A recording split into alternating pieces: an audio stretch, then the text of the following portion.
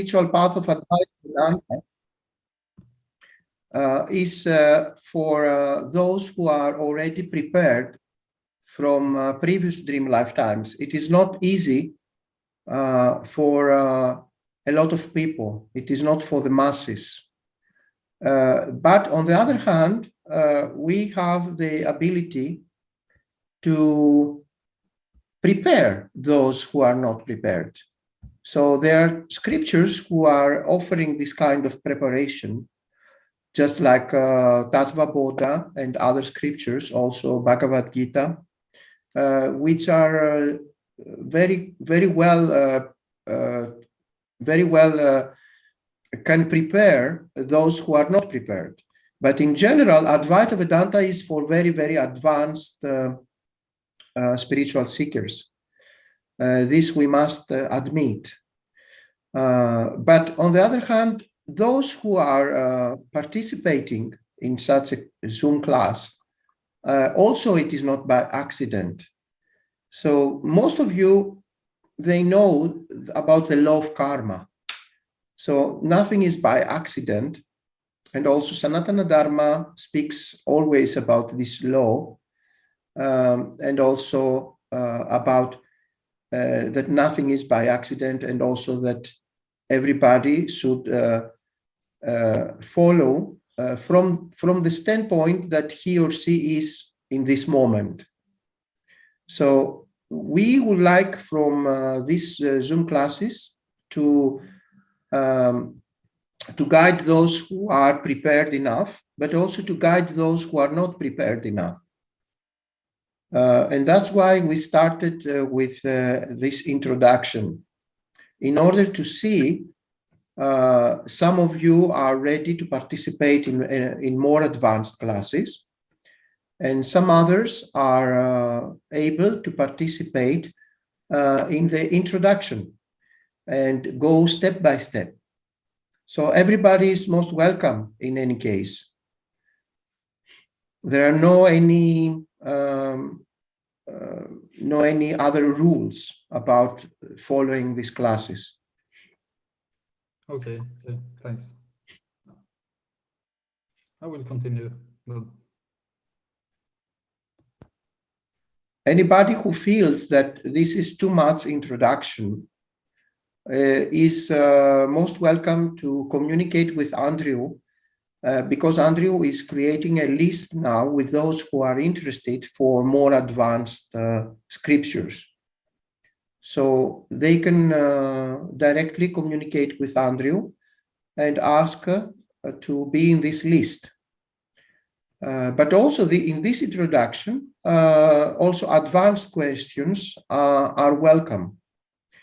If we will see that this advanced question is not appropriate to work or to deal with in this introductory class, then we can say, just write it on your notebook and we will deal with that a little bit later. And the Shastras say, if the intellect is not used, then human being is as good or as bad as animals only.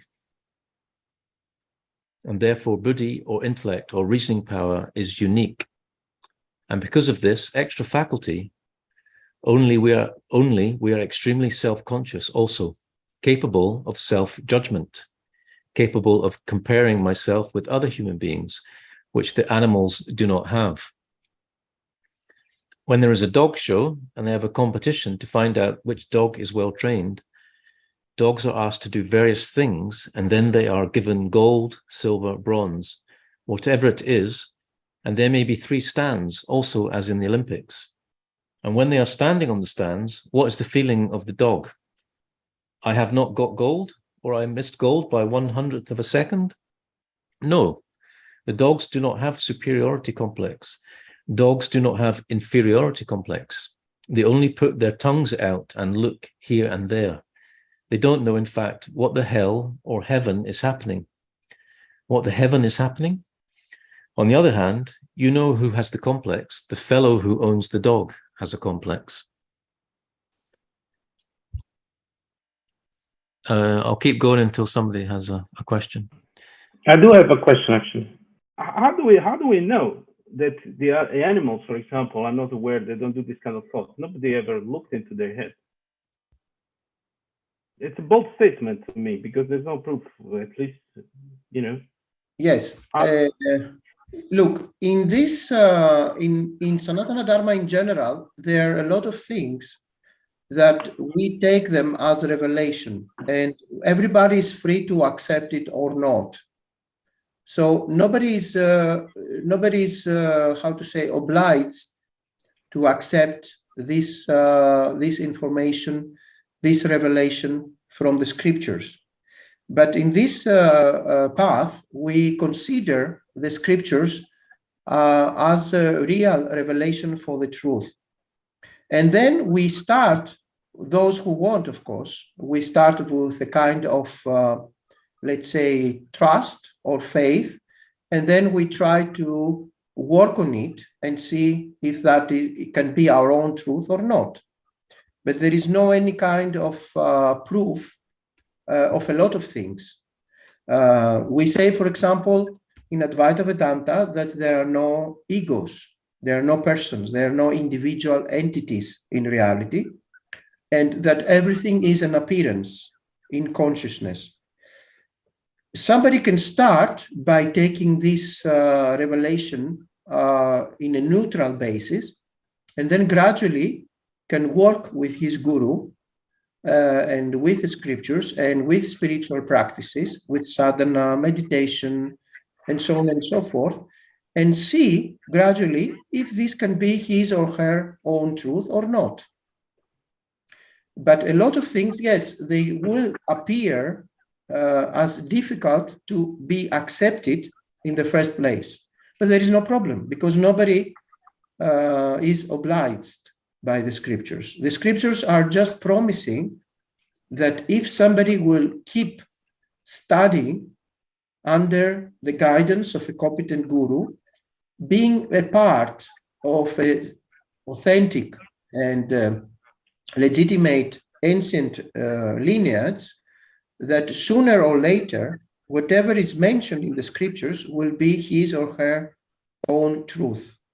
But it needs, of course, long study, needs a lot of contemplation and a lot of guidance. So in our scriptures, it is also mentioned that to follow this path and also to search for the truth, for self-realization, it is indispensable to have a guru, to follow a spiritual, an authentic spiritual path, and to have scriptural study under the competent guru. All these are prerequisites and indispensable. Again, this somebody is able and is free to accept or not. But in our tradition, in Advaita Vedanta, we follow these prescriptions. We show a kind of trust, a kind of faith, and gradually we try to see if we can accept these revelations or not. But sorry, just a follow-up question now, because Sure. if we use it as a foundation to develop the thinking, how, you know, I would like to trust. That's the whole point of why I'm here, right? But Yes. what attracted me to this Vedanta is the idea that it's spirituality comes out of kind of philosophy also, right? So for me, it completely makes sense. Some concepts that are laid down, like the Brahma, whatever. Other things I've experienced directly, so it makes complete sense. So I want to trust, but if we lay down the foundation in this text, which is the beginning, how can we put any building if the foundation is not solid already? So it's, you know what I mean? Because if it's we could also, you know, becoming the truth for someone is slightly different than being true by itself, because people can believe whatever they want. So I would like, the idea for me is to figure out the truth. So if something is true, it has to become evident, self-evident, like, so what's the balance? Because otherwise it's no different than like, for example, Western religions, where you kind of have to believe whatever it's told. I don't want that. Of course, you say you're not obliged to. Yeah, of course. But there has to be some reasoning around it for it to make sense, right? Or experience. That's also fine. Yes. Yes, Maybe you are I can- you are absolutely right, but it takes some time to have this ability to prove or to confirm some things if they are true or not. So there is no other way by having a kind of shraddha, it is mentioned in the scriptures, a kind of faith or trust, because there is no other way. I mean, it's very, Okay. very difficult to prove to you a lot of things from the very beginning. So the very fact that somebody is knocking the door of this path and asking to be a part of a class or a part of teaching shows that there is a kind of karmic link, a karmic connection with this spiritual path. Otherwise, this particular person will go somewhere else, to another path or to no path at all. So unfortunately or fortunately, it needs a long study. It needs a lot of contemplation. It needs meditation. It needs a lot of scriptural study to accept or not accept a lot of things in this path, but in every path. There is no path that from the first day somebody can prove to you a lot of things. Unfortunately or fortunately, it's like that. So give it a try. Take it everything as neutral. Nobody is asking from anybody to accept without discrimination anything at all. In our path, we give a lot of importance in discrimination. It is called Viveka, also like VIVEKACUDAMANI, our next scripture, which means that somebody should and must develop discrimination. There is no other way to find out the truth. But discrimination cannot come from the first day. It needs practice, it needs study, it needs guidance from a guru. It needs to be part of a spiritual path, an authentic lineage.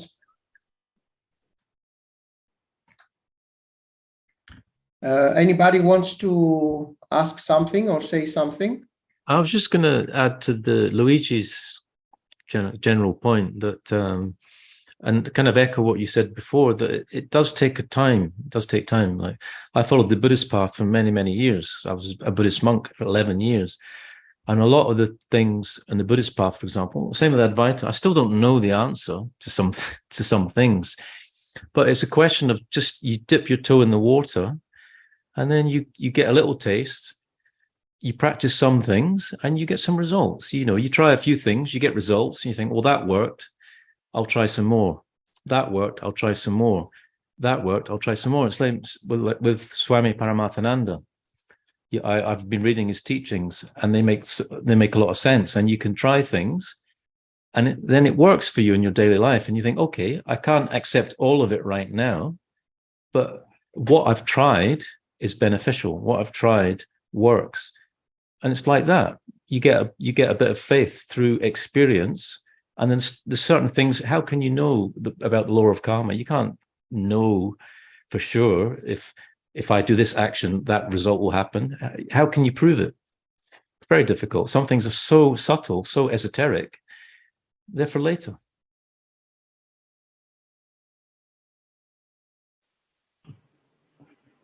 Yes, we need to have patience, and sooner or later we will have a lot of realizations. Satchitananda also didn't had all this realization from the first day, but as the days are passing, there is more and more realization. There is more and more deep understanding, and that is the point also in Advaita Vedanta. We don't want blind faith. we want some kind of trust for the beginning. But actually, Advaita Vedanta is not a path of silence, as other paths use a lot of silence and they want a lot of stillness of the mind. In Advaita Vedanta, it's not like that. We want the intellect because we want to use the intellect. We want to use questions and answers. We want to find the truth. And we want to have self-knowledge. We cannot have self-knowledge only with stillness, only with thoughtlessness. It is impossible. It's like you want to learn the Chinese language by staying in stillness. Is that possible? You have to go to a Chinese teacher and you have to learn with the books of Chinese. So the same with self-knowledge. Stillness and thoughtlessness is not enough. It may be useful and it may be one of the methods, but it itself is not enough.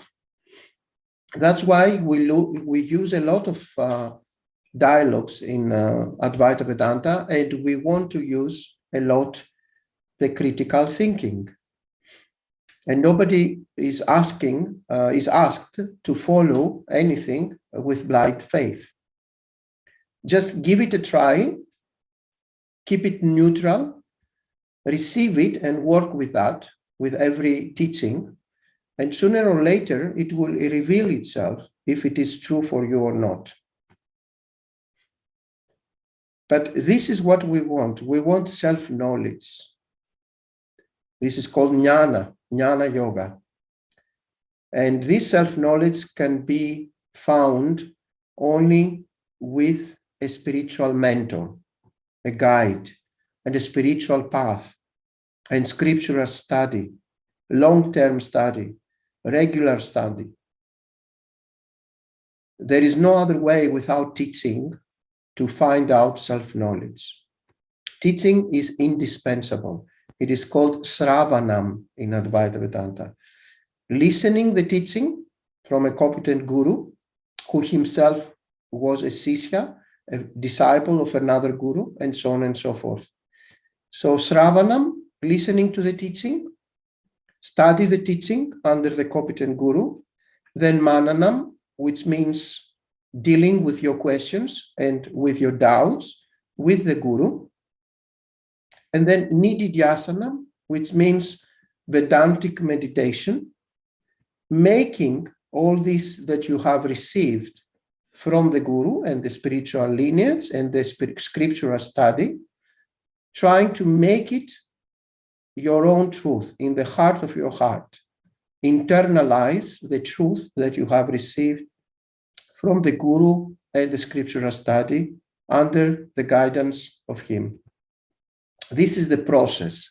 And this process, according to each and every individual, is unique. Somebody hears a phrase like aham brahmasmi, I am consciousness, awareness, and take it immediately. Why? Because in previous dream lifetimes, he was working a lot with these truths. He was doing a lot of spiritual practice, sadhana. He was with a guru, and he was working for many years or many lifetimes. And now he listens, aham brahmasmi, I'm consciousness, awareness, and he takes it immediately. He can grasp it immediately. And there are some others who need lifetimes to accept even some fundamental topics. Why? Because they didn't have enough preparation from the previous dream lifetimes. So there is not a general rule for each and every apparent individual. And of course, I say apparent because they are no individuals, but they are appearing.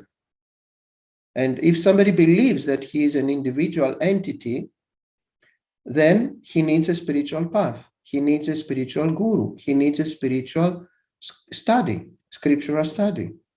And he needs to find out sooner or later whether he is an individual entity or not.